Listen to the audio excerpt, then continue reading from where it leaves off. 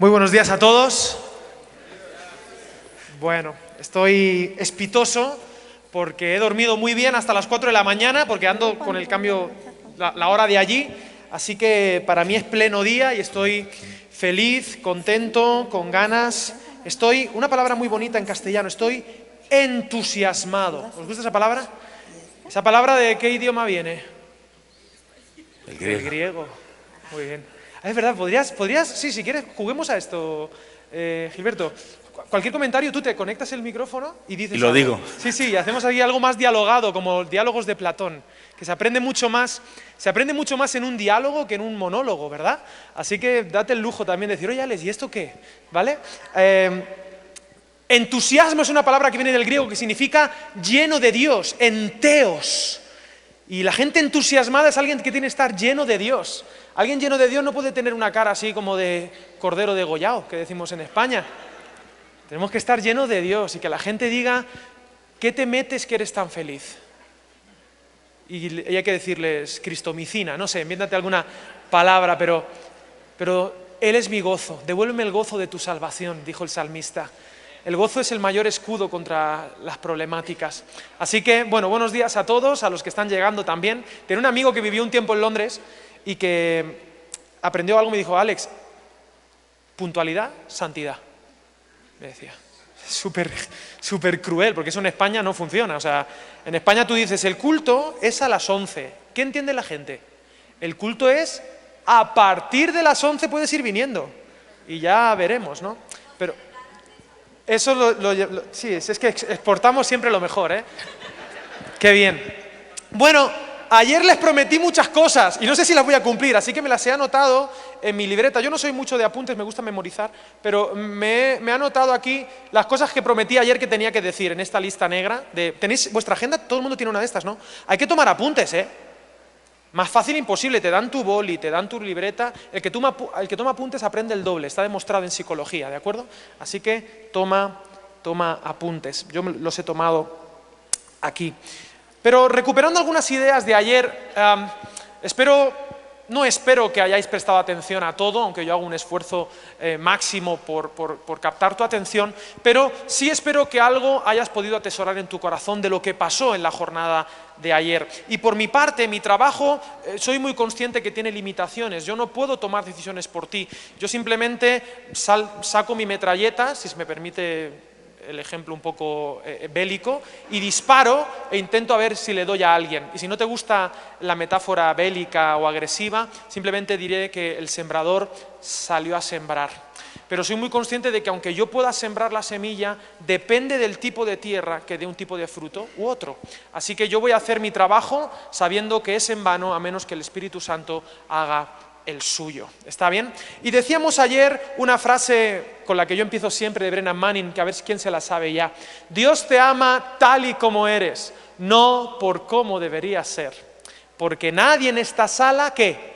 Es como debería ser. Y esto nos da un descanso, sobre todo a los pastores, que parece que tenemos que ser superálienes, tenemos que ser gente que tiene todos los dones, y desconocía un poco esta realidad, pero hablaba del caciquismo, ¿no? Este caciquismo que a veces se da como si fuéramos empleados de gente que nos exigen para... No, quítate esa pesada carga. Dios te ama tal y como eres, no por cómo deberías ser, y el ministerio está para ser disfrutado. ¿Amén o qué?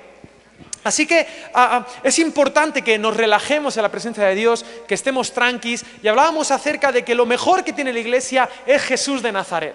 Jesús es lo mejor que tiene, tenemos que desempolvar a Jesús de las tradiciones. Yo te voy a hablar un poquito de eso, te dije que te iba a hablar de Lutero y los borrachos, ¿te acuerdas? No me olvido, te voy a hablar de Lutero y los borrachos, está todo el mundo así. Te dije que te iba a hablar de un pastor bautista recién salido del seminario que lo echaron de la iglesia, ¿te acuerdas? Por querer hacer cambios. Te dije que te hablaría de una oveja que se había perdido. Y te hablé de muchas cosas, pero quiero hablarte en primer lugar de lo primero, del génesis de todo. ¿Cómo empezó toda esta historia y por qué estamos donde estamos? ¿Y por qué la oveja se ha perdido? Adán y Eva, conocéis la narrativa de Génesis 1, 2 y 3, ¿verdad? Dios lo hizo todo bueno, todo ideal, todo genial. Aparte, Dios era un artista, un creativo, y además se echaba flores a sí mismo y decía, ¡ole! ¡Qué bien me ha quedado esto! ¡Oye, qué bien esto! ¡Qué bueno que soy! Había una cosa que no le salió del todo bien. ¿Qué fue? Se quedó así pensando y dice, no es bueno que el hombre esté solo. Yo me imagino a Adán estaba desnudo por allí, yo qué sé, persiguiendo a un Tyrannosaurus Rex, volando con un pterodáctilo, pero estaba haciendo cosas él solito, desnudo. Y yo me pregunto, ¿qué estaría haciendo Adán? Tú imagínate a Adán allí solito, aburrido de la vida. ¿Qué estaría haciendo Adán para que Dios dijera, yo no sé si esto es bueno o no? Vamos a ver qué pasa, ¿no? Así que dice que lo durmió en un sueño profundo y entonces la narrativa nos cuenta que de la costilla de Adán sacó Eva, la corona de la creación, y entonces cuando Adán se despierta la ve. Y cuando Adán la ve, nace la poesía. La poesía nace de la eroticidad, que es una creación de Dios. ¿Usted sabía eso? Que el amor erótico no lo han inventado las ideologías de género ni ninguna de esas tonterías. Que el amor erótico lo inventó Dios y que le pareció perfecto y era bueno. ¿Están calladitos? ¿Qué pasa? ¿Usted no sabe que en la sexualidad hay revelación de Dios? ¿No sabía eso usted? ¿Usted no sabe que la Biblia dice que como Cristo ama a la Iglesia y que cada vez que alguien dice sí quiero, cada vez que alguien se enamora, está en un sentido profundo predicando el Evangelio? Es imposible escapar del mensaje de Jesús porque está por todas partes. Dice Isaías, la tierra está llena de la gloria de Dios. No se pueden escapar del Evangelio. Y allí sale Eva y la ve. Y entonces dice, uy, ya encuentro mi masculinidad. Conectó con su masculinidad. Dice, ya sé para qué sirve este cable suelto. Lo entendió por primera vez. Y entonces sublimó ese deseo y convirtió el deseo en arte. E hizo poesía y dijo, esta sí que es carne de mi carne, hueso de mis huesos. Que a mí me parece una poesía fea. ¿A ti no te parece fea esa poesía? ¿Te imaginas que viene uno, tú sí que eres hueso de mis huesos? Pero claro, no había otro, así que tuvo que quedarse con el que había. Es como estos hermanos. ¿Quién ha cantado en su boda? ¿Alguien puede levantar la mano? Hombres que han cantado en la boda. A mí me gusta mucho ir a las bodas y ver a los hombres que le cantan a sus mujeres en las bodas, pero que canten mal. Porque cantar bien en tu boda no tiene ningún mérito. Porque cantas bien, te luces tú. Pero el que sabe que canta mal y aún así está dispuesto a pasar la humillación por amor, de cantar mal delante de la gente por amor a su esposa, eso es amor. Ese matrimonio es para siempre. Ese no falla. Pues yo me imagino a Adán así, por amor. Carne de mí, qué belleza, qué increíble. Y dice, y estaban desnudos y no se avergonzaban. Eran vulnerables el uno con el otro. Tenían todo en común y no se avergonzaban. Estaban en conexión con Dios, consigo mismo, con el prójimo y con la naturaleza. Pero en Génesis capítulo 3 decidimos decirle no a Dios. Tomamos del árbol del bien y del mal, nos equivocamos, escuchamos a la serpiente y eso trajo consecuencias.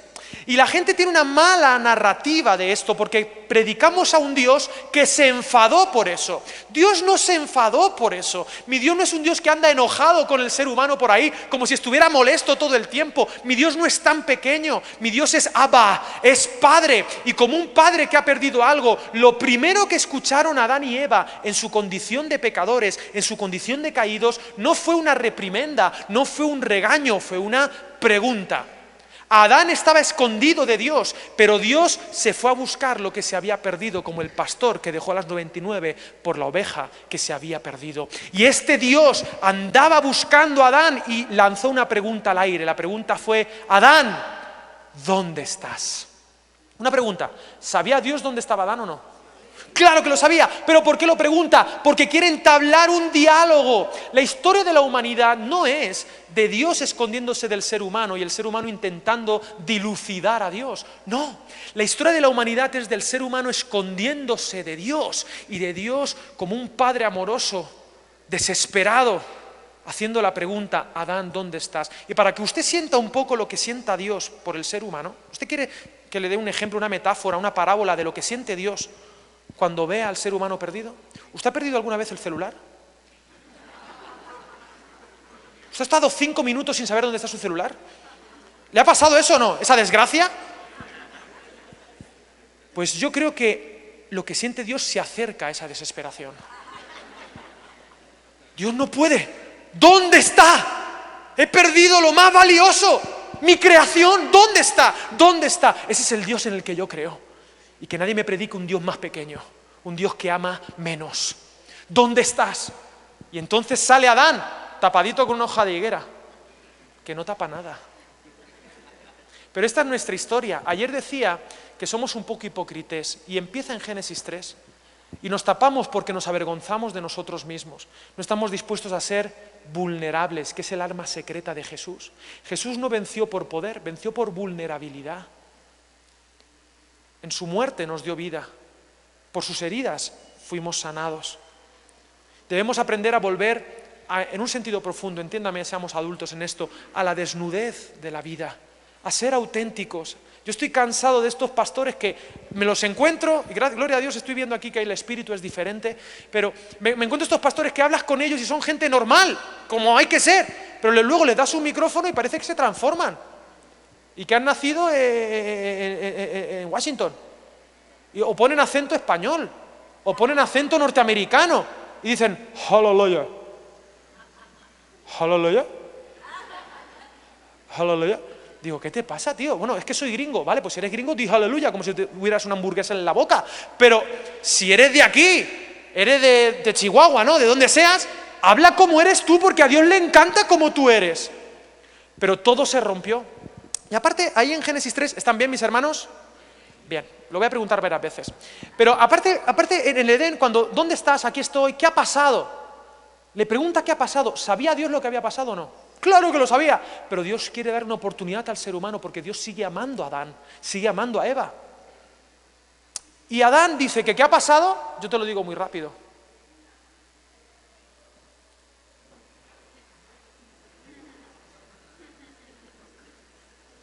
La mujer. Y mira el dedo acusador de Dios, perdón, de Adán. La mujer que tú. Tú, la mujer que tú me diste, yo te la pedí, no, yo estaba durmiendo, y tú hiciste eso, te apañas con ella, y ahí empezó la guerra de los sexos, ahí empezó la gran problemática entre hombres y mujeres, porque el ser humano que más tenía que haber protegido a Adán, el prójimo más próximo que jamás un hombre va a tener, que es su esposa, resulta que se convierte en la acusación mayor, pero le pregunta a la mujer, bueno, vamos a ver si Eva es mejor que Adán, ¿no? Porque es corona de la creación, será un poquito mejor. Eva, ¿qué ha pasado? ¿Usted cree en la igualdad? Yo en un sentido sí, igual de malos. Eva, ¿qué ha pasado? Y dice Eva, ¿qué ha pasado? Yo te lo digo muy rápido. La serpiente, que es muy mala y me engañó. Que yo no soy misógino, no odio a las mujeres, pero tengo una conversación pendiente con la abuelita Eva. Yo voy a hablarle y le voy a decir, abuelita, cuando la encuentre, ¿usted no se daba cuenta que le estaba hablando una serpiente? ¿No sospechó un poco? ¿Le pareció normal que una serpiente le hablara? ¿Qué te crees que eres Harry Potter hablando con las serpientes? ¿Que hablas Parcel? Si hubiera sido una mariposa, un pajarito, pues son más creíbles, pero una serpiente. Y desde entonces todo se rompió, fíjate, rompieron su relación con Dios, rompieron su relación consigo mismos, porque estaban rotos y desnudos, incompletos, rompieron su relación con sus semejantes y con la naturaleza. Y esto se conoce como las 4 rupturas de Génesis 3. Estas 4 rupturas es lo que la Iglesia ha sido llamada a reparar. Somos llamados a reparar a las personas en su relación con Dios para que no se sientan desnudos, para que puedan conectar con su prójimo y para que podamos bendecir al mundo y a la creación. Ese es el trabajo de la Iglesia. Desde Génesis 3, Dios sigue preguntando, ¿dónde estás? ¿Me hago entender? Y Dios cuenta contigo y conmigo, gente imperfecta, que todavía está en terapia ocupacional. Aquí no se suben cristianos 2.0, se suben gente como tú y como yo, que cada día necesita misericordia a estrenar nuevecita de Dios. Si esta cultura la pudiésemos implementar en nuestras iglesias locales, otro gallo cantaría. Es la hora de la gente normal que deja que Dios haga cosas extraordinarias. Es la hora de no tener que demostrarle nada a nadie y de quitarnos nuestras hojas de higuera para decir, esto soy yo. ¿Saben quién es Evan Kraft? ¿Le suena? Es otro hobbit norteamericano. Sí saben quién es Evan Kraft, no es un cantante famosito que hace un montón de covers de Hillsong y tal en español. Pero es gringo y habla mal español, usted lo habrá escuchado. Conjuga mal los verbos. Él es muy amigo mío, ha venido a mi casa, vino una semanita, porque, en fin, es como un primo lejano o algo así, y yo lo quiero mucho, y vino a Valencia, y lo traté como una persona normal. Mi iglesia es una iglesia muy rara, que está fuera del mainstream evangélico, no conocemos a nadie, y nadie conocía a Evan Kraft, y fue uno más, y pudo ser natural. Y dice, Alex, me quiero quedar en tu iglesia. Pero al final no, porque tiene su trabajo, y él tiene corazón misionero, y estaba en un evento de jóvenes, había 5.000 jóvenes, y yo iba, pues, de predicador normal, pero él iba de superstar, ¿no? Y entonces a mí me encanta hacer bullying a la gente, es como mi lenguaje del amor, el sexto lenguaje del amor, el bullying. Entonces, porque yo al que amo le hago bullying, eso es una cosa preciosa. Y entonces iban a hacerle una entrevista a Evan Kraft y lo pusieron en el escenario, iban a hacer la entrevista y me preguntaron, ¿a ti no te importaría estar en la entrevista también? Digo, sí. Entonces me manifesté un poquito y dije, voy. Y estuve todo el tiempo haciéndole bullying y tal, y muy divertido, muy gracioso, muy pastoral, pero la conclusión, todo el mundo, ¡guau, qué bien, gloria a Dios, que Dios usa a Evan Kraft! Alex, ¿tú quieres añadir algo? Y digo, sí, por favor, quiero añadir algo. Lo que más aprendo de Evan Kraft es lo siguiente, que si Dios puede usar a un gringo que ni habla bien español para transmitir canciones en español, ¿qué no podrá hacer contigo, que es tu lengua materna? Porque si la gracia de Dios pudo con él, puede con cualquiera. Ese es el mensaje que tenemos que transmitir tú y yo. Si Dios puede usarme a mí, puede usar a cualquiera. La única condición es ponerse en las manos de la gracia de Dios. Esforzaos en la gracia de Dios. ¿Tiene sentido para ti lo que estoy queriendo decir a pesar de mi acento? Sí, ya, bueno, estamos en la casa de papel. Así que la buena cuestión es que como iglesia tenemos muchas vacas sagradas. Por ejemplo, las formas, la manera de hacer las cosas. Y ha sido un gran impedimento. Y quiero rescatar algo que se dijo ayer. Una de los dogmas o de las frases hechas más importantes de la Reforma, no es un dogma, es simplemente un modus operandi, una manera de hacer las cosas, fue Ecclesia reformata, semper reformanda, secundum verbum Dei. Iglesia reformada, no reformada en el sentido como se entiende ahora, sino históricamente. Somos hijos de la Reforma y es inevitable. Seamos pentecostales como yo, sorpresa, o seamos bautistas, o seamos de hermanos o primos hermanos. No importa. La buena cuestión es que somos herederos de aquella Reforma y le debemos mucho, lo queramos o no. La historia de la Reforma protestante hace 500 años es una historia preciosa, pero te la voy a resumir y vamos a hablar de Lutero. Y ahí te va. Lutero era un monje agustino que además tenía un peinado un poco raro porque parecía que tenía como un cenicero en la cabeza. A él se le atribuye la frase, no puedo impedir, hablando del pecado, no puedo impedir que los pájaros revoloteen por mi cabeza, pero sí puedo impedir que hagan un nido. A lo que yo le hubiera dicho a Lutero, sí, pero que tu cabeza no parezca un nido tampoco, porque es lo que parece, Lutero, campeón, peínate de otra manera. Pero no importa, la buena cuestión es que Lutero tenía crisis existencial por la culpa, porque la culpa siempre ha sido, la culpa cristiana, siempre ha parecido ser el motor de la Iglesia. Y yo quiero que demos un giro copernicano a esto. La culpa no debe ser el motor de la Iglesia. El motor de la Iglesia debe ser el amor de Cristo Jesús, su misericordia y su compasión. Pero en la época de Lutero, siglo XVI, la culpa era el motor de la Iglesia y la gente pagaba dinero para ser salvo. La gente creía que era por ley y no por gracia. ¿Saben la historia, verdad? La historia no ha cambiado mucho. Hoy en día le seguimos diciendo a la gente, haz esto y vivirás. Para ser un buen cristiano tienes que cumplir con estas normas, tienes que hacer esto y esto para que Dios te ame más. Seguimos haciendo clases evangélicas, seguimos diciendo tú vales un poquito menos que este. Hay pecados capitales para el cristianismo. Hoy en día hacemos una lista de pecados y hay gente que condenamos por pecados que son más vistosos, pero hay otros pecados que los mantenemos ocultos y somos injustos con la gente. Queridos, hace 500 años Martín Lutero tenía esta crisis y le motivaron a estudiar la palabra de Dios. Y esto es increíble, porque todo avivamiento, todo crecimiento de iglesia es imposible sin un retorno a la Escritura. Martín Lutero se puso a estudiar la famosa carta a los romanos. ¿Por qué? La carta a los romanos es muy bonita y muy especial porque es lo más parecido que tenemos a una teología sistemática. ¿Por qué? Porque normalmente Pablo, cuando escribía a las iglesias, escribía de temas personales. Pero en el caso de Roma, Pablo todavía no había visitado la iglesia de Roma, así que no podía hablar mucho de temas personales. Así que hizo una carta un poco más general para explicar el plan completo de salvación, desde el capítulo 1 al 11, cómo Dios hace justo a los injustos de manera justa. Esos son los 11 primeros capítulos de Romanos. Y a partir del 12, entonces, cómo debemos actuar nosotros. Romanos es una carta que básicamente desarrolla un versículo de Habacuc, creo recordar, que dice: el justo por la fe vivirá. Martín Lutero se ancla en ese texto de Habacuc desarrollado por Pablo en la carta a los romanos y descubre la sola fide, la sola fe, la salvación por gracia, que Dios te ama tal y como eres, no por cómo debería ser, porque nadie en todo el mundo es como debería ser. Pero si tú confías en lo que Cristo hizo por ti, entonces eres salvo y Dios hace justicia en ti. ¿Tiene sentido? Sola fide, sola gracia, solo Cristo, sola Escritura, solo a Dios la gloria. Las 5 solas de la Reforma. Y esto fue revolucionario. Y a Martín Lutero le ardía el corazón con este mensaje. Y hay que volver a las Escrituras, mis hermanos. Esta gente que está predicando cosas raras como si fueran mensajes motivacionales. ¿Te acuerdas lo que dije ayer? Dios va a cumplir todos tus sueños, te vas a quedar sin problemas, la vida va a ser un paseo en barca. Te están mintiendo porque no te han dicho que sí, será un paseo en barca, pero habrán tormentas.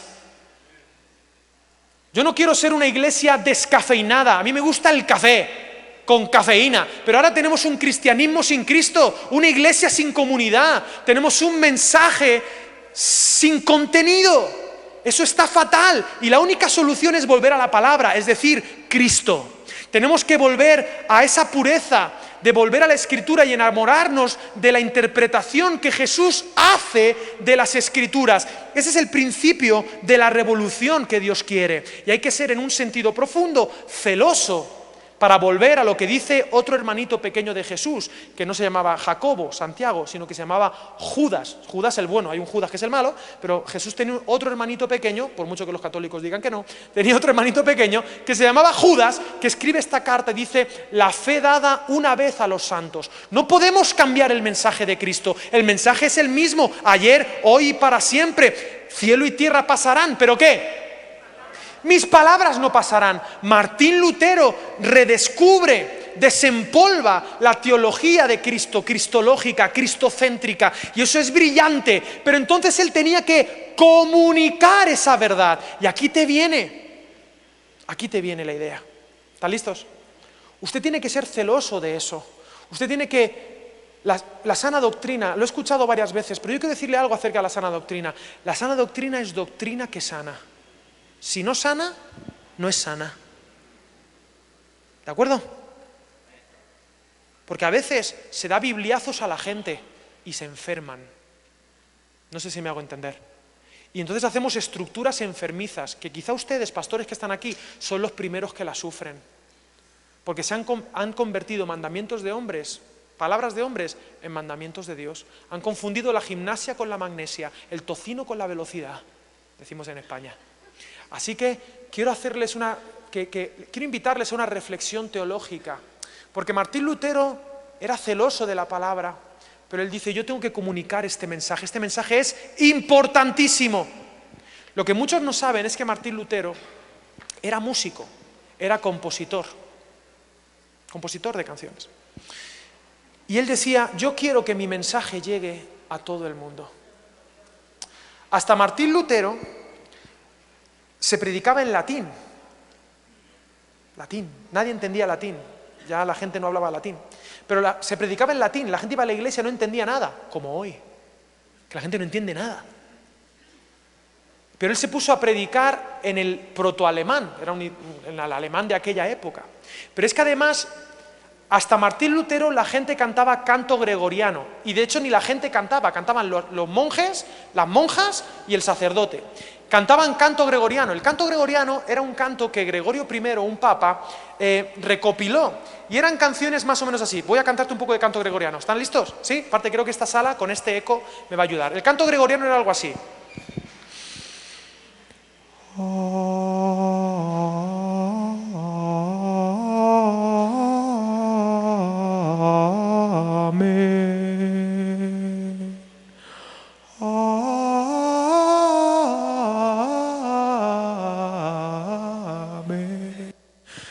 Era muy chill out y eso era soporífero, la gente se dormía, o sea, aquello era un desastre de canto gregoriano, precioso, pero pues para dormir la siesta bien, pero para comunicar el mensaje del Evangelio, mal. Y Martín Lutero dijo: no, yo quiero ser sensible no solamente a la palabra de Dios, sino a lo que la gente oye hoy. Así que Martín Lutero se fue a una taberna alemana. ¿Usted sabe lo que es una taberna? ¿Usted sabe lo que es alemana? En Alemania, en octubre, tienen un festival que se llama Oktoberfest, porque son gente creativa. Octubre, Oktoberfest. Los alemanes, los quiero mucho, se nota, ¿no?, que amo a Alemania. Sí. Bueno, yo una vez fui a Frankfurt a un congreso misionero con misionólogos muy reconocidos mundialmente, y uno de estos misionólogos muy reconocidos me dijo: mira, estamos justo en octubre, hay una fiesta muy conocida, muy típica de aquí, ¿quieres verla? Sí. Y yo me fui a la Oktoberfest a verla. Y aquello era Sodoma y Gomorra. Aquello, no había agua para los caballos, era su refrán. Aquello era todo cerveza, alcohol a punta pala, miles, no te exagero, miles de alemanes sobre los bancos cantando, todos a la vez, los alemanes hablando en orco. ¡Qué miedo! Pues dice la tradición que Martín Lutero se metió en una taberna alemana a escuchar lo que la gente cantaba. ¿Y sabes qué cantaban los alemanes borrachos con esas alemanas? Cantaban himnos alemanes. En plan,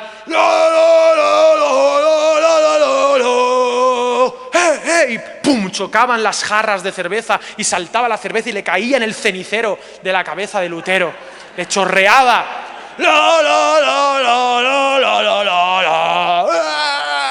Somos los mejores amigos, te quiero, sí, yo te quiero más, ¿no? Lo dirían en alemán.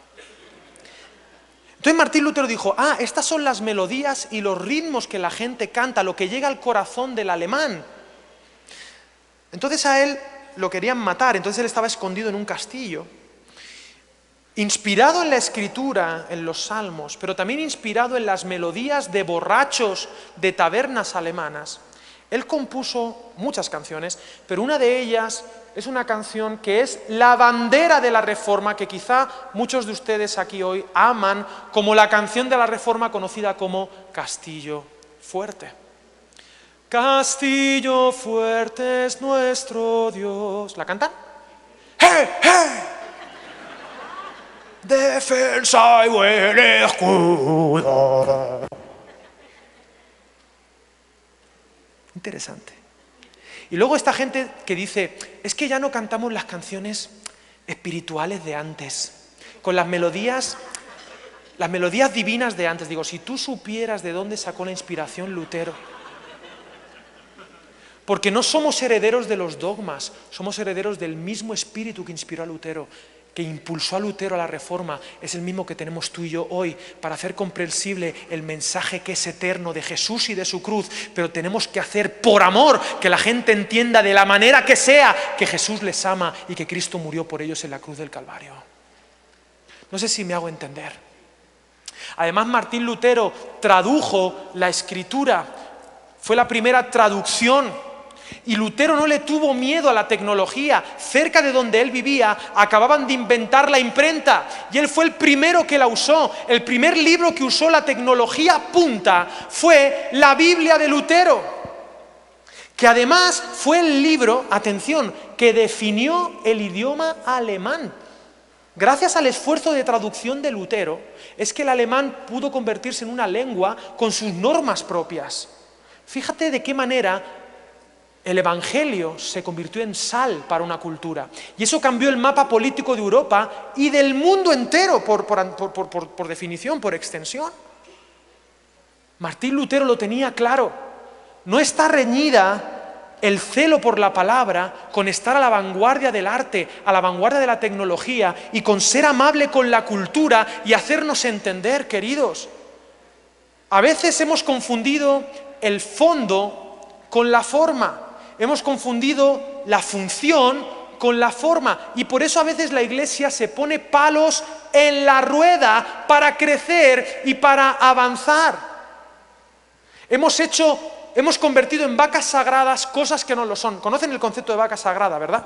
Yo estuve en la India un tiempo en un viaje misionero viviendo, tampoco estuve viviendo unas semanas, viviendo en Calcuta, Hyderabad y en Agra. Y en Calcuta tú vas por las avenidas, por las autopistas y a veces te encuentras una vaca en el carril rápido. ¿Tú te imaginas que estás por aquí, por la Bicentenario se llama? Y en el carril de velocidad rápida una vaca que te mira así con poker face. Te mira así como diciendo: ¿tú qué haces aquí? Si esto es mío. Y a ti ni se te ocurra Ni se te ocurra tocar la vaca, porque esa vaca es sagrada. Ahora, tú tienes que entender que en la India la gente se muere de hambre. Yo digo, yo me muero de hambre. O sea, es sagrada, pero no en el sentido argentino. Los argentinos tienen el concepto de vaca sagrada de otra manera. Pero allí no las tocan, porque son sagradas y están interrumpiendo el tráfico normal. Porque tienen a mi juicio, una teología equivocada, una cosmovisión equivocada acerca de para qué sirven las vacas. Y me pregunto si nosotros no somos un poco hindús también y tenemos vacas sagradas que debemos sacrificar por amor a la misión. La gente creía que predicar en latín era sagrado y Martín Lutero rompió con esa tradición por amor a Dios. Cuidado que no nos pase lo que Jesús dijo. Ustedes, por su tradición, invalidan la ley. ¡Ojo al dato! ¡Ojo al dato! ¿Por qué tenemos que predicar siempre como si fuéramos predicadores decimonónicos con un púlpito de madera que ha tenido que morir algún árbol? Y tenemos que predicar así, porque así dice el Señor. ¿Por qué? Miren, yo no sé si a usted le gusta cómo comparto yo, pero yo es que soy así. Dios me ha hecho así, me ha cableado así. Yo qué sé. Y así pues intento llegar a mi generación y a los que no son mi generación. Y quiero explorar y me voy a equivocar, pero es que tenemos el derecho a equivocarnos, tenemos que hacer cosas diferentes. No tienes el derecho de hacerlo. Escúchame lo que te voy a decir en el nombre de Jesús. Querido pastor, usted no tiene el derecho de hacer las cosas diferentes, tiene el deber. El deber en nombre de Dios de hacer comprensible el mensaje del Evangelio. ¿Por qué tenemos que predicar como siempre? ¿Por qué tenemos que cantar como siempre? Y permítanme subir un poco el grado de análisis. ¿Por qué tenemos que acercarnos a la Biblia como siempre? ¿Por qué no permitimos que la gente pueda acercarse al texto y vivir el sacerdocio universal en comunidad? ¿Por qué no permitimos que los jóvenes puedan interpretar el texto, sacar sus conclusiones y si se equivocan, que sea una oportunidad para ser corregidos? ¿Por qué nuestras iglesias tienen que parecer clases de universidad del siglo XVII?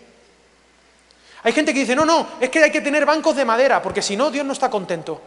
Pero queridos, permítanme, sé que este es un poco chistoso, pero hay iglesias que tienen este problema. A veces hay más conflicto, hay más división por una cuestión de reformas que por una cuestión doctrinal.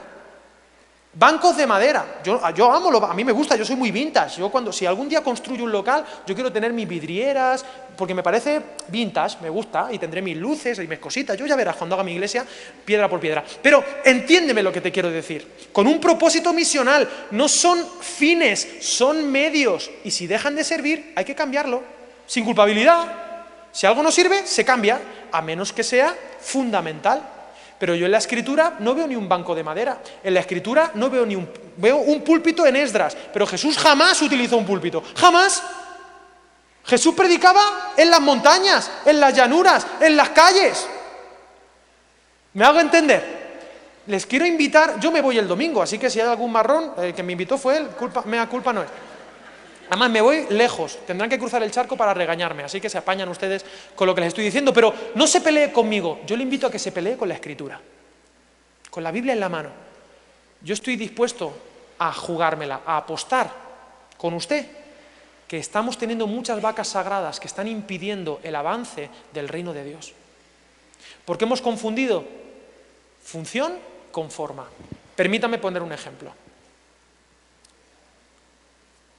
Orar. ¿Hay que orar, sí o no? Es una función. Hay que orar, hay que tener una relación con Dios viva. ¿Cómo lo hacemos? Bueno, la Iglesia ha decidido tener una reunión de oración los miércoles, ¿se acuerdan? ¿Cuántos van a esa reunión los miércoles? 2 o 3. Y en muchas reuniones de oración están hablando 1 hora y 5 minutos orando. A veces pasa esto. La forma es la reunión de oración. La función es, hay que orar. ¿Podríamos eliminar la reunión entre semana de oración y fomentar otras dinámicas de oración en grupos pequeños, por casas, otras maneras creativas de orar a través de enviar por WhatsApp las peticiones? ¿Podríamos inventar otra manera de reunirnos en el nombre de Jesús? No, porque si quitamos la reunión de oración, Jesús se enfada. No sé si me hago entender. Porque confundimos forma con función. Permíteme hablarte de la alabanza. ¿Usted sabe que hace 50 años la batería era un instrumento súper diabólico? Pero diabólico, poseído, perdido. Pero tenía un primo que era la guitarra acústica, que sí que era cristiana. Y la guitarra acústica un día le predicó a la guitarra eléctrica, que era su prima hermana, que también era satánica, porque las guitarras eléctricas se sabe que son satánicas desde siempre, ¿no? Pero entregó su corazón al Señor, la guitarra eléctrica. La bautizaron, tuvo algunos problemas eléctricos, pero se curó y fue a la iglesia. ¿Y usted ha visto a los nuevos convertidos? ¿Usted ha visto hace poquito un recién convertido? Eso es lo mejor que hay, ¿eh? Yo creo, fíjate lo que te voy a decir, que la santidad es intentar mantener la pureza del día 1 del recién convertido. Son gente apasionada, que da igual lo que les cantes, lloran. Da igual que el predicador sea un aburrimiento. Dios le habla, está enamorado, le habla de Cristo a todo el mundo. ¿Y quién le ha enseñado? Nadie le ha enseñado, lo tienen en el ADN, porque es una nueva criatura. ¿No les pasa que los nuevos convertidos sirven? Y esta guitarra eléctrica era nueva convertida, quería servir. ¡Quiero servir, quiero servir! Lo que pasa es que nosotros le decimos, no, tienes que estar 5 años estudiando para hacer algo con tu vida. Pero no, vamos a ponerla a servir. Y entonces le pusieron de ujier, ¿cómo se dice? Para dar la bienvenida a la gente. Ujier. Pero esta guitarra decía, no, yo creo que Dios me ha llamado a algo, no sé por qué, algo que tiene que ver con el arte o con la música, no sé por qué. Y poquito a poco le fueron dando paso hasta que, obviamente, pudo estar en el grupo de alabanza. La guitarra eléctrica le predicó el evangelio a su otra prima, la batería, satánica también, y también se convirtió. Pero como el pastor era prudente, antes de ponerla en el sagrado altar, ¿verdad?, la ponían abajo, para que no pensaran mal, porque aquí lo que tiene que estar es el púlpito de madera del árbol muerto, con una Biblia que mide 15 metros. ¿Sabes cuál te digo? La Biblia esa. Es una Biblia que ¿quién lee esa Biblia? Que parece, ojo, que nosotros criticamos a los católicos de que tienen sus, ¿cómo se dice? Sus imágenes sí también, pero bueno, nosotros también tenemos nuestros santos. Sus reliquias, eso es, gracias. Apunta el micrófono, acuérdate que tienes que decirme cosas. Sus reliquias, pero nosotros también tenemos nuestras reliquias, tenemos Biblias abiertas, no las leemos, pero ahí están. Ojo, que eso no es ser bíblico, tener una Biblia así de grande no es ser bíblico. Ser bíblico es encarnar la palabra de Dios, eso es ser bíblico. Se convirtió. Y esto nos causa risa, espero que en este contexto cause risa, que a lo mejor alguno tiene alguna problemática. Pero yo me pregunto, dentro de 50 años, ¿qué causará risa? ¿Me hago entender?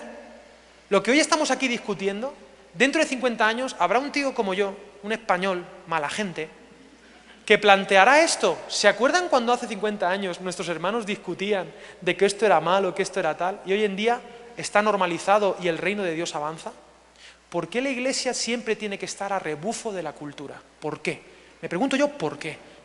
Cuando en nuestro ADN de la Reforma Protestante, el primero que usó la imprenta fue Lutero. ¿Por qué no estamos a la vanguardia de la tecnología, de las artes? 5 años antes del 31 de octubre de 1517, cuando Martín Lutero cuelga las 95 tesis en la iglesia de Wittenberg, de la iglesia de Todos los Santos, justo 5 años antes, un 31 de octubre de 1512, se estrenó la Capilla Sixtina de Miguel Ángel. ¿Usted ha ido a la Capilla Sixtina de Miguel Ángel? ¿Usted ha visto esa obra maravillosa de arte? Eso es una iglesia, es una capilla. ¿Y usted sabe lo que hay en esa capilla? Desnudos.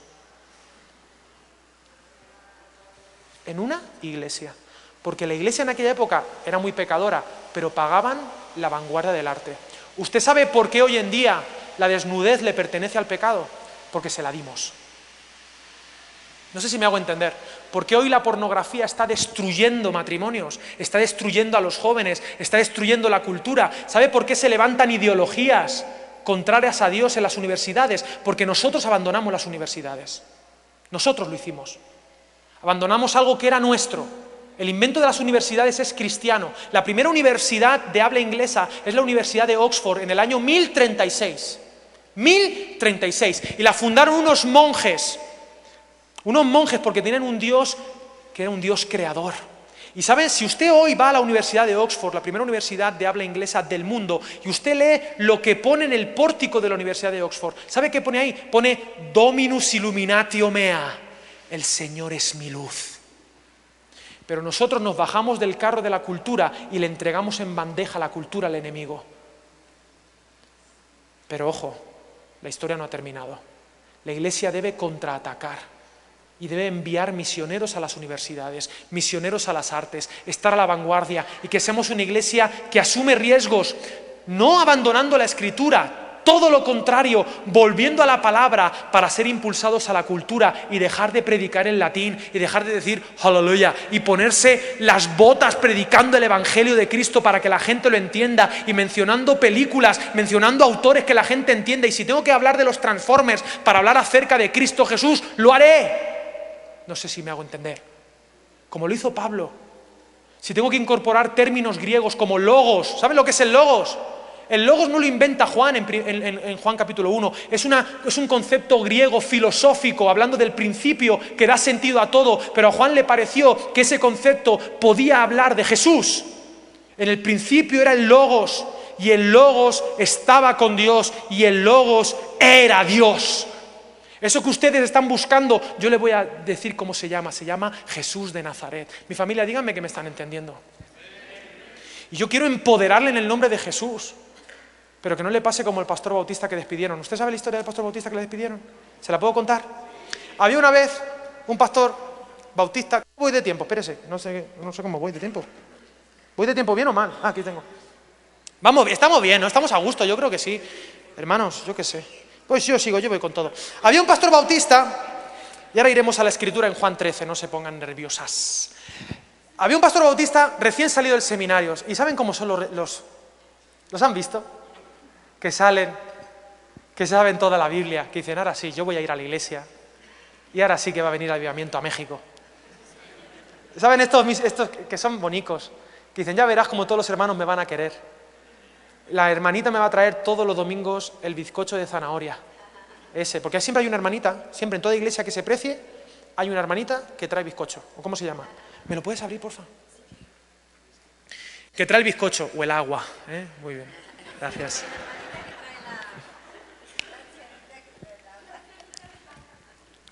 Oye, no le haga bullying a la pobre encima. Encima que sirve, ¿no? Miren, y entonces llegó a la iglesia, y cuando llegó a la iglesia bautista, era una iglesia bautista de las que ya quedan pocas, de las buenas, de las que tienen los bancos de madera, que eso es lo menos ergonómico de la vida, te tiene que doler, te sientas y duele. Ahí, sufre. Pide perdón por tus pecados, que prefieres darte latigazos que sentarte en esos bancos. Esa iglesia. Y además...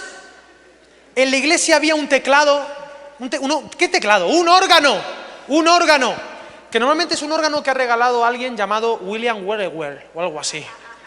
Siempre es un teclado que regala algún misionero de apellido impronunciable, Jeffrey Henderlord, ¿sabes? Y regaló este órgano en el siglo XIX, ¿saben esos órganos que hay, o pianos viejos? Y el piano estaba aquí, y el piano lo tocaba una octogenaria. ¿Usted sabe lo que es una octogenaria? Una mujer de 80 y tantos años que se llamaba Ginefrina. Y la hermana Ginefrina tocaba el órgano y tocaba el preludio, el interludio y el posludio, como Dios manda, como la Biblia indica.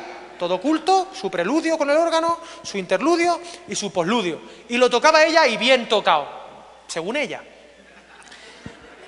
Y lo que pasa es que la iglesia había avanzado un poco y tenían transparencias, filminas, ¿cómo le llamaban aquí?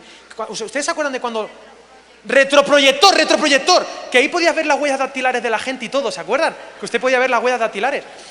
Y entonces proyectaba las letras.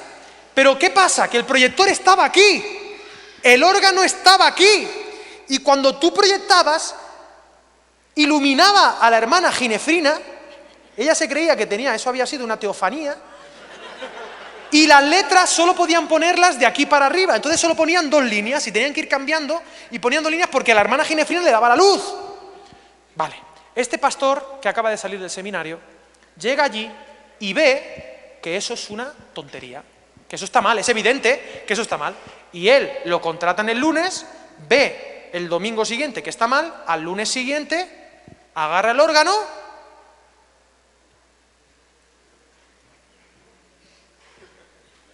y lo pone aquí. Dice, ya está, y no hay ningún problema. No hay ningún problema. Resulta que la hermana Ginefrina octogenaria era la abuela de los 2 anteriores pastores. Había 3 diáconos que ella era su tía.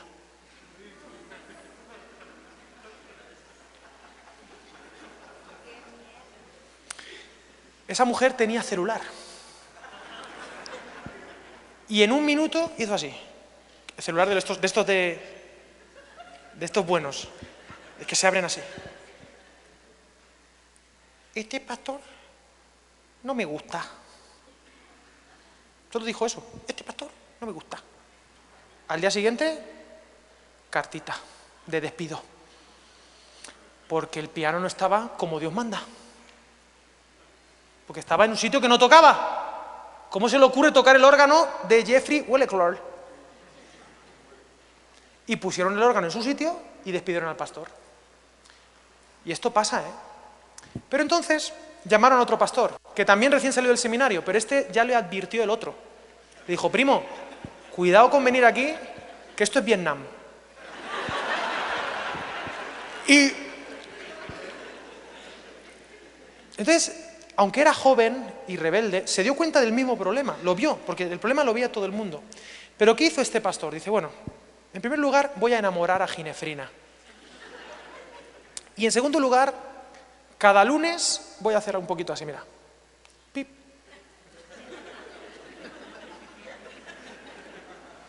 Y predicaba, uy, hermana Ginefrina, qué guapa está usted, qué bonito, qué bien toca. ¿Puedes tocar otro postludio, por favor?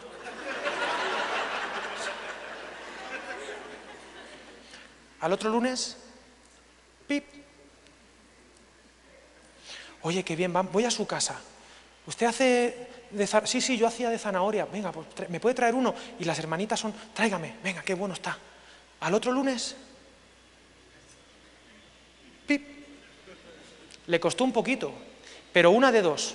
O el teclado llega a su sitio como Dios manda, o la hermana Ginefrina se muere. Porque se van a morir, que este es otro tema. O sea, cuidado, la ley de la vida. Así es la vida, el ciclo sin fin del Rey León. Es decir, esto vale. Pero ¿cuál es el punto? Miren, tenemos que vivir en la tensión de lo que queremos hacer y lo que podemos hacer. Y uno tiene que ser inteligente y ser astuto como serpiente. Uno tiene que ser astuto. Y el conocimiento envanece, ¿pero qué? El amor edifica. Y usted tiene que hacer un esfuerzo sobrehumano para no reventar por el conocimiento. El trabajo de gente, esto tendría que ver con Romanos, acerca de los débiles en la fe y todo esto. Yo sé que no está mal, pero por amor, tal. Y vivir en esa tensión y querer reformar, querer estar constantemente reformándose. Decía Heráclito que la única constante es el cambio. La única constante es el cambio. Y en la Iglesia esa es una verdad muy grande. Ecclesia reformata, semper reformanda, secundum verbum Dei. Tenemos que acompañar a la Iglesia para que se vaya actualizando. Queridos hermanos, ¿han escuchado el término contextualización? Una iglesia contextualizada. Y luego las iglesias, digamos, tradicionalistas nos juzgan por ser contextualizados. Lo que no saben es que toda iglesia está contextualizada. ¡Toda iglesia! La pregunta es, ¿en qué siglo está contextualizada tu iglesia? Porque hay iglesias que están muy bien contextualizadas para el siglo XIX, pero eso no las convierte en más bíblicas. Las convierte en más contextualizadas para un siglo y para personas que ya están muertas. Esa risa es de humor negro, me gusta. ¿Me hago entender? Eso no tiene ningún mérito. Estar contextualizado para el siglo XVI no tiene absolutamente ningún mérito, ni es más bíblico que otra cosa, queridos. No lo es. No tiene más valor espiritual. Y usted tiene que tener el valor en el nombre de Jesús de cambiar aquellas cosas que son forma, no función. Debemos cumplir la función, pero es que la función está clara. Jesús nos dijo, a beber pan no, porque eso sería difícil, a comer pan y a tomar vino, a bautizar a la gente y a predicar el evangelio a toda criatura, a hacer discípulos a todas las naciones de la tierra, bautizándoles en el nombre del Padre, del Hijo y del Espíritu Santo y enseñándoles que guarden todas las cosas que os he mandado, y yo os prometo que estaré con vosotros todos los días hasta el fin del mundo. No hay mucho más. Cristo ha resucitado. Ese era el mensaje de la iglesia. No había mucho más, y vivían y tenían todas las cosas en común. Hechos 2:42. Perseveraban en la doctrina de los apóstoles, en la comunión unos con otros, en el partimiento del pan. y en las oraciones. Esas 4 cositas. Eso hacía la iglesia. Perseveraban en la doctrina de los apóstoles, en el partimiento del pan, en la comunión y en las oraciones. Y Dios hacía su trabajo y el Señor añadía cada día los que iban siendo salvos. Pero la iglesia tiene que hacer su trabajo con sencillez de corazón, con alegría, con entusiasmo, queridos. Y matemos alguna vaca sagrada de vez en cuando y démonos un banquete de carne. ¿Me hago entender, queridos? Yo no sé cuáles son tus vacas sagradas, y tampoco te pido que te suicides ministerialmente. Recuerda al pastor Bautista, ¿te acuerdas de él? Qué bonito. Pip, pip, pip, pip. Gánate la confianza. Yo veo muchos jóvenes, quizá no es el contexto, pero algunos jóvenes que se quieren comer el mundo de primeras. Y está bien esa actitud rebelde, positiva, incluso dada por Dios. Pero uno tiene que ganarse el derecho de ser escuchado. En mi iglesia, ahora estoy pastoreando la iglesia y yo no soy una iglesia ni la mitad de grande que esta congregación. Estamos creciendo, gracias a Dios, pero yo soy de esa congregación y hay cosas que les digo a la iglesia que la gente no me entiende. No me entiende. Mi tesorero es el anciano más anciano de la iglesia. Y es anciano. O sea, yo tengo un consejo de ancianos, tenemos un liderazgo primo inter pares, digamos que soy anciano, pero soy el primero entre iguales, pero uno de mis ancianos es la persona más mayor de la iglesia y es el que maneja el oro. Y yo a veces digo cosas y él me dice, Alex, yo no entiendo esto, pero ¿cuánto dinero hace falta? Tanto, Pedro, se llama Pedro, tanto, Pedro. Y me dice, pues perfecto, vamos para allá. ¿Por qué? Porque la amistad que yo tengo con él, yo le he demostrado que aunque hay cosas que él no pueda entender, igual que yo hay cosas que no puedo entender de él, yo soy confiable. Y eso solo se puede ganar con tiempo, con amor, con comprensión, con roce. Y ya sabes lo que dicen, el roce hace el cariño, ¿sí o no? Y el cariño hace los niños. Y esto es así. Una iglesia que crece es una iglesia que se roza. Es una iglesia donde las relaciones personales son prioridad. Porque lo más espiritual que hay... Miren, la mayor espiritualidad que existe... ¿Me quedan 15 minutos? ¿O cuánto me queda? Perdón, es que estoy fuera de... Es que no tengo reloj, me dejé. 15. Media horita. Aquí el hermano me da... ¿Quién me da más, por favor? ¿Quién me da? He escuchado media hora, he escuchado por aquí, fila fariseo, me dan... Perdone, sí. Por aquí, sí. ¿Quién da la vez? Vale, adjudicado. Boom. No, miren, voy a intentar ser... Lo bueno si breve 2 veces bueno, pero si ustedes saben que yo no he venido... Yo no me he subido a un avión, he dejado a mi mujer y a mi hijo para un chistecito, ¿me hago entender? Así que, permítanme. Mire, estaba hablando acerca de la iglesia, estaba hablando de que usted vaya para allá, que usted transforme, pero que no se suicide ministerialmente, que seamos sabios, que compartamos de manera sencilla, con alegría de corazón. Pero hágame un favor, redefina la espiritualidad. ¿Cuál es la palabra que yo diría que define la espiritualidad cristiana? Para mí es la palabra amén. Amén, ¿no? Amén. Yo cuando digo amén, todos amén. Y hablamos todos un poquito de arameo, así sea, ¿no? Amén, amén, y todos decimos amén. Y parece que ser espiritual es, no sé, tener una cara impostada, decir amén, decir Dios te bendiga hermano, Dios te bendiga hermana, porque así no te aprendes el nombre de nadie. Y es más fácil. Y tener esta hipocresía, y parece que la espiritualidad es orar mucho, leer mucho la Biblia, eso está bien.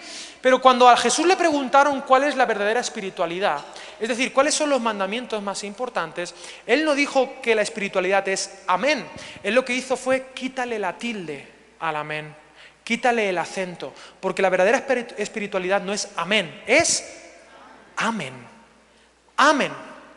Solo hay 2 mandamientos no negociables: amar a Dios sobre todas las cosas y a tu prójimo como a ti mismo. No hay mayor mandamiento que estos. Este tándem es innegociable en la iglesia. Y escúchame lo que te voy a decir, y quizá esto es debut y despedida, pero no hay dogma, no hay liturgia, no hay mensaje, no hay predicador, no hay texto, no hay tradición, no hay estrategia, no hay nada que esté por encima de amar a Dios sobre todas las cosas y a tu prójimo como a ti mismo. No hay denominación por encima de estos dos mandamientos. No hay costumbre por encima de estos dos mandamientos. No lo hay. Es innegociable para Jesús de Nazaret. Amén. Y a partir de ahí, a mi juicio, eso ha sido un amén, es la única manera de construir iglesias sanas que crecen. Porque el roce hace el cariño y el cariño hace los niños. Acompáñame a Juan capítulo 13, en este modelo de Jesús. ¿Están bien mi familia? ¿Sí? Bueno, Juan 13, sí. Juan 13 es el principio del discurso conocido como el discurso de despedida o el discurso sacerdotal, que solo aparece en este Evangelio de Juan, en la última cena, y es muy interesante porque aparecen cosas muy bonitas, desde el 13, 14, 15, 16 y 17. Pero miren, la Iglesia no solamente son discursos bonitos. No voy a ver todo el discurso, los 4 capítulos, eso se lo dejo de tarea para casa, pero me interesa más lo que Jesús hizo en esta ocasión, no lo que dijo, sino lo que hizo. Y esto va para ustedes, queridos pastores, queridos líderes, que estamos en Crece. Dice el versículo 3, sabiendo Jesús que el Padre le había dado todas las cosas en las manos y que había salido de Dios y a Dios iba, hasta aquí. Sabiendo Jesús que el Padre le había dado todas las cosas, que venía de Dios y que a Dios iba, ¿qué está diciendo este versículo? Es un versículo apoteósico. Apoteósico. ¿De dónde creen que viene esa palabra? ¿De dónde? ¿De dónde?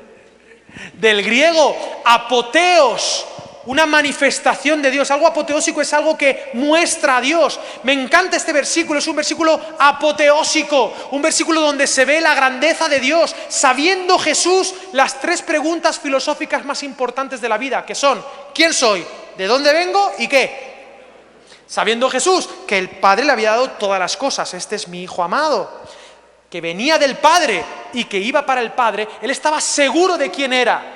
Imagínate, tú sabes lo que va a pasar en el versículo 4, porque somos ratitas de iglesia y sabemos lo que viene después, pero imagínate que no supiéramos lo que va ahí. Este versículo merece que después Jesús hiciera algo extraordinario. Sabiendo Jesús que el Padre le había dado todas las cosas, que venía de Dios y a Dios iba, no sé. Vinieron 4 Transformers y acabaron con todos los fariseos. Se fue a Marte un rato a jugar un partido de fútbol. Es decir, hacer algo increíble, algo fantástico, algo alucinante, algo sobrehumano. Y efectivamente lo que hizo fue sobrehumano. Dice el versículo 4, y este es nuestro llamado.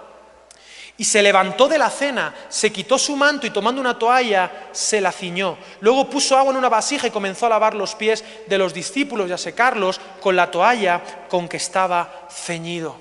Y yo quiero plantearte con estos 2 versículos grandes verdades. Miren, ¿ustedes saben cuál es el ejercicio intelectual más difícil de todos? No es aprender, es desaprender. Y la Iglesia Evangélica tiene una tarea pendiente, debe desaprender muchas cosas de la tradición para ser fieles al Cristo que nos envía. Si no desaprendemos, no podremos aprender. Así que a partir de ahora le pido, yo he sido profesor de música de niños pequeños y cuando iba a decir algo importante les decía, enchufaos el cerebro, y mis nenes hacían clic. Así que le pido que haga clic. ¿Puedo hacer clic un momento? Clic. Vale. Clic. ¿Para eso todo el tiempo con el micrófono? ¿Solo para decir clic? ¿Esa es tu aportación fantástica a este discurso? Clic. Sí. Sí.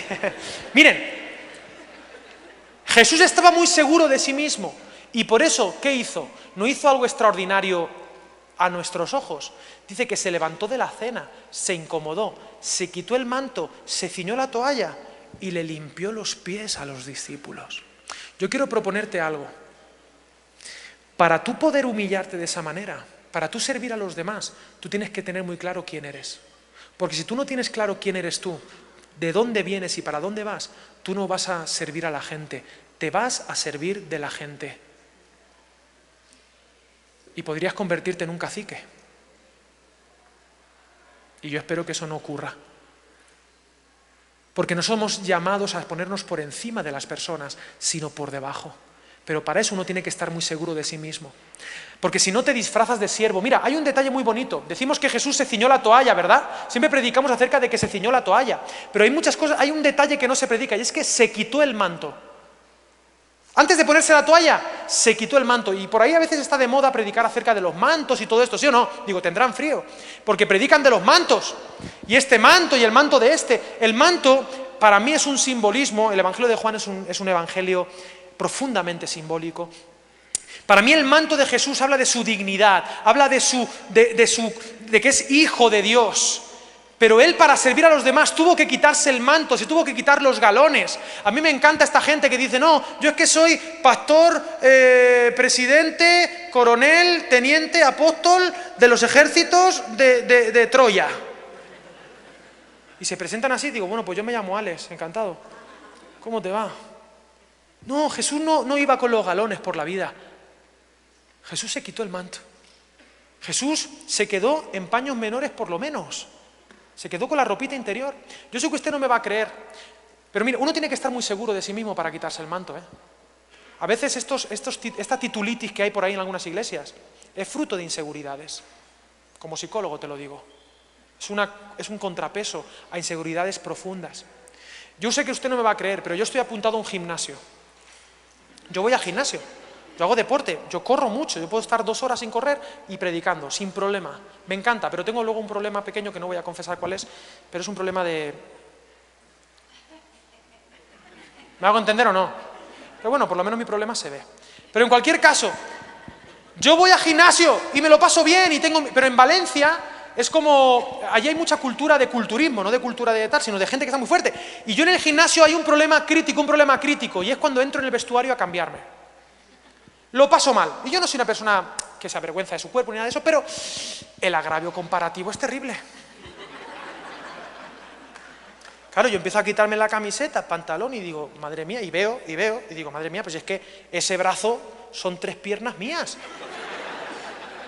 Lo paso mal. ¿Por qué? Porque para uno desnudarse, y esto se aplica a hombres y mujeres, y en las relaciones profundas también, para uno desnudarse uno tiene que estar muy seguro de que es aceptado, ¿verdad? Para uno quitarse el manto, uno tiene que estar muy seguro de que es amado por Dios. Saber de dónde viene y para dónde va. El ministerio vulnerable es solo para gente segura. Yo quiero decirle que su ministerio es vulnerabilidad, compartir no solamente sus éxitos, sino sobre todo sus fracasos. ¿Usted quiere que la gente comparta con usted sus problemas? Pero si usted es el líder, el primero que lo tiene que hacer es usted. Yo sé que esto choca frontalmente con lo que a veces se enseña, pero no es el modelo de Jesús. El modelo de Jesús, mira mis heridas, aquí están. Se quitó el manto, se hizo vulnerable, se levantó de la cena, no se disfrazó de siervo, se hizo siervo y se humilló. Y desde abajo sirvió a los discípulos. Eso es ministerio. No se confunda, no se confunda. Eso es ministerio, pero para eso uno tiene que estar muy seguro de sí mismo. Y la palabra siervo ha sido muy mal utilizada. Hay veces que a mí me presentan, gracias a Dios, medio en broma, pero me presentaste muy bien. Alex San Pedro, viene de Valencia, bien. Pero hay gente que te presenta con bombo y platillo.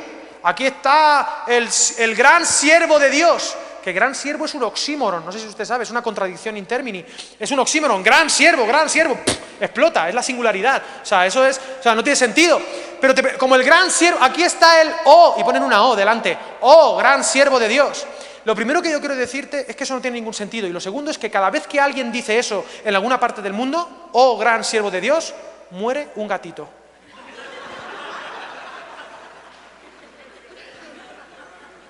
Tenga cuidado, que vienen los animalistas, los ecologistas.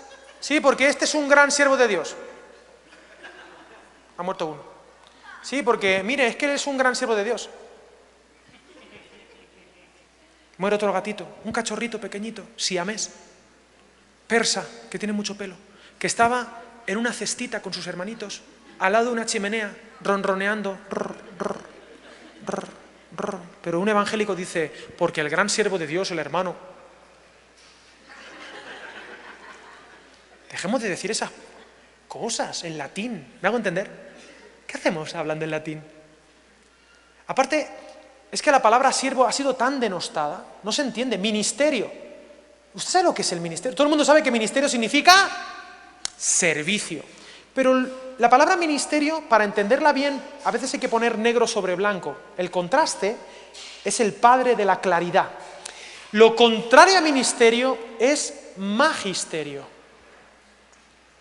Qué interesante, que Jesús no nos invite al magisterio como actitud, sino al ministerio como actitud. Magisterio viene, adivinen de dónde. Magno, mago, grande, el que tiene un conocimiento oculto, el que comparte la sabiduría desde arriba, ex cátedra, el que enseña como maestro porque es un experto, y vosotros los normales que estáis por debajo de mí, yo os enseño toda mi sabiduría porque soy Gandalf en la torre de Saruman, enseñando a la pobre plebe lo que significa ser como yo. Magisterio. Alejandro Magno, magnífico, magnánimo, porque soy bueno. Como dice L'Oreal, no sé si tienen esa L'Oreal, porque yo lo valgo. Magisterio. Jesús no quiere magisterio grande, Jesús quiere ministerio. Mini. Mini. ¿Usted ha visto el coche Mini? ¿Sabe por qué se llama Mini? ¿Por qué es Mini? Pequeño, desde abajo. De abajo arriba, considerando a los demás como superiores a ti mismo. Para eso hay que estar muy seguro de ti mismo. Solo gente que sabe quién es está dispuesta a quitarse los galones y no pierde su valor, aunque se humille delante de otros. Minion. Me caen bien los Minion. No son nazis. Fue en Facebook una vez que decían que eran diabólicos. Digo, ¿cómo es diabólico? Los Minion, qué preciosos. Me encantan porque tienen 3 características que me fascinan. Número 1, son auténticos. Cada uno es único, uno tiene un ojo. No saben hablar bien, combinan italiano con inglés, banana, gelato. No. Son gente torpe, se equivocan constantemente. Todo el tiempo se están equivocando. Pero son tan tiernos, tan increíbles, son únicos, auténticos. No dicen, aleluya, cada uno habla de su manera. Y hay una belleza creativa en la multiforme gracia de Dios. Dejemos de tener sistemas de discipulado donde queremos que todo el mundo hable igual, se viste igual, haga lo mismo. ¡Qué aburrimiento que todas las iglesias sean igual! Hay movimientos eclesiásticos que quieren que donde estés sean las mismas canciones, la misma manera de vestir. Pastores que criticaban antes, gloria a Dios, aquí no veo a ninguno con corbata, pero si quieres llevar corbata, lleva corbata, me encanta. El que quiera vestirse con corbata, el que no, está todo perfecto. Pero hay una nueva religiosidad posmoderna.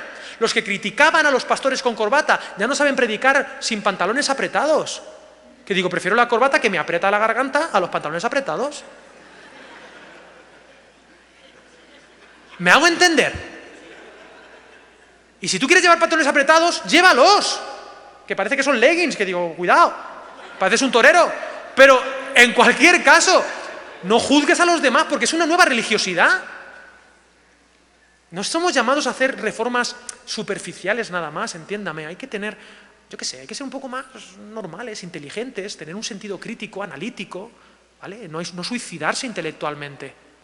Minions, auténticos, únicos. Que cada iglesia... Uy, perdón, es que lo tengo que decir porque si no, reviento. Miren, ya está bien de cantar solamente traducciones. Ya está bien de hacer covers.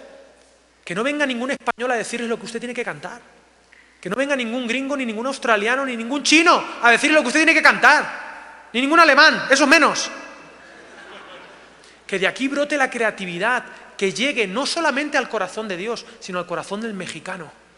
Y que la gente diga, estas canciones son mías también, porque hablan mi lenguaje y yo puedo conocer a Dios y alabar a Dios con estas palabras, porque son mis palabras. Las palabras de los borrachos que están en las tabernas de esta ciudad. Me hago entender, queridos. Apelen un poco al orgullo patrio y les devolveremos hasta el oro si lo hacen. Tiene sentido para ti. Minions, iglesias minion auténticos. Pero número 2, aman a su Señor. Aman a Gru, es un villano. Pero lo aman, es su Señor. Lo que dice Él, aunque se equivocan, lo cumplen. Pero número 3, aman a todo aquel al cual su Señor ama. Aman a Agnes. Aman a esas 3 niñas porque su Señor las ama y ellos las aman también. Eso es la iglesia. Dadme 10 minions y yo predico el evangelio en mi país en 3 años a todas las ciudades. Porque mis hermanos, Oh, gran siervo de Dios. Ha muerto otro. Pero ha muerto con propósito, su vida ha tenido sentido. Mis hermanos, permítanme terminar con esta idea de memoria. Ya termino. No sé qué hora es. Siempre es. Uy, me quedan 3 minutos todavía. Jolín, qué bien. Soy un suizo, ¿eh? Me estoy portando... Como no me vuelvas a invitar, me enfado. No pasa nada. Invita a quien quieras. Miren, Dios nos llama a tener esa actitud, ¿vale? Dios nos llama a servir desde abajo, a tener nuestra identidad en Cristo. Y ¿saben? Juan 13 es la parte práctica de Filipenses 2. ¿Usted conoce Filipenses 2? Filipenses 2 es una canción muy bonita. Pablo de Tarso incluye canciones en sus cartas. Y una de ellas se conoce como el Carmen Christi, el poema de Cristo, que dice: haya pues en vosotros el mismo sentir que hubo en Cristo Jesús, el cual, siendo en forma de Dios, no estimó el ser igual a Dios como cosa que aferrarse, sino que se quitó el manto. Se despojó de sí mismo y se puso la toalla, tomó forma de siervo y se humilló. Eso es salvífico, eso puede transformar corazones mucho más que todos nuestros sermones y todas nuestras estrategias, porque es creíble. Somos llamados a hacer ministerio. Oh, gran siervo de Dios. Me siento porque en los próximos minuto y medio quiero contarle una cosa que parece fuerte, pero que no lo es. ¿Usted quiere servir a Dios? ¿Usted quiere servir a Dios? Pues tengo una mala noticia. Es imposible servir a Dios. Porque por definición servir a Dios significa servir a alguien que necesita algo. Es cierto que Jesús responde a Satanás con un texto, creo recordar que de Deuteronomio: al Señor tu Dios adorarás y solo a Él servirás. Pero en la Escritura está empapado de una parte donde te puedo demostrar que es imposible servir a Dios, porque Dios no necesita nada de mí. Dios no necesita una casa. Si necesitase una casa, te la pediría a ti. Si los cielos son mi trono y la tierra es el estrado de mis pies. ¿Sabes qué significa que la tierra es el estrado de los pies de Dios? Que Jesús, cuando está viendo al Barça perder, sentado en su sofá celestial, y quiere poner los pies en alto, toma el planeta Tierra, se lo pone delante del sofá y pone los pies encima de la tierra. ¿Qué casa le voy a hacer a Dios? Si tuviese hambre, te pediría a ti de comer, pero si yo inventé los dinosaurios, yo puedo hacerme un asado de triceratops. Si tuviese sed, te pediría a ti de beber, si míos son los ríos, los mares y los océanos. Ni siquiera necesito tu alabanza. Yo tengo millones de ángeles revoloteando alrededor de mi trono, constantemente cantándome: santo, santo, santo, santo, santo. Callaros ya, pesados, que estoy viendo al Barça perder. No necesita nada de mí, nada. Y Dios no es un Dios con baja autoestima que necesite que le estén diciendo lo guapo que es todos los días. Pero hay un texto en Mateo capítulo 25, y ahora sí termino, donde hay una parábola que el rey pone a algunos a la izquierda y a otros a la derecha. ¿Se recuerdan de este texto? Les invito, tarea para casa. Y a unos los pone a la derecha y a otros a la izquierda, y les dice a los cabritos, ¿no?, a los malos, les dice: ¿por qué estamos aquí? Dice: porque tuve sed y no me disteis de beber, tuve hambre y no me disteis de comer, estuve preso y no me visitasteis, desnudo y no me vestisteis. Y a los buenos, supuestamente: oye, ¿por qué nos has puesto aquí? Pues porque tuve sed y me disteis de beber, tuve hambre y me disteis de comer, estuve en la cárcel y me visitasteis, desnudo y me vestisteis. Y los justos preguntaron: ¿cuándo estuviste desnudo y te vestimos? ¿Cuándo tuviste hambre y te dimos de comer? ¿Cuándo estuviste en la cárcel y te visitamos? Y entonces Jesús, el Rey, responde: por cuanto a uno de estos pequeños lo hicisteis, a mí lo hicisteis. Es imposible servir a Dios. Dios no necesita nada de ti. La única manera de servir a Dios es servir a los demás. No hay otra. No hay otra manera de servir a Dios que sirviendo a los demás. Tú eres el oh gran siervo de Dios. Misifú, a partido. Tú eres ese siervo. Entonces, nombre y apellidos de las personas a las que sirves, porque no hay otra manera de servir a Dios. Porque los dos mandamientos más importantes son indisolubles. Amarás al Señor tu Dios con todo tu corazón, con toda tu alma, con toda tu mente, con todas tus fuerzas, y a tu prójimo como a ti mismo. No hay mayor mandamiento que estos. Que el Señor les bendiga.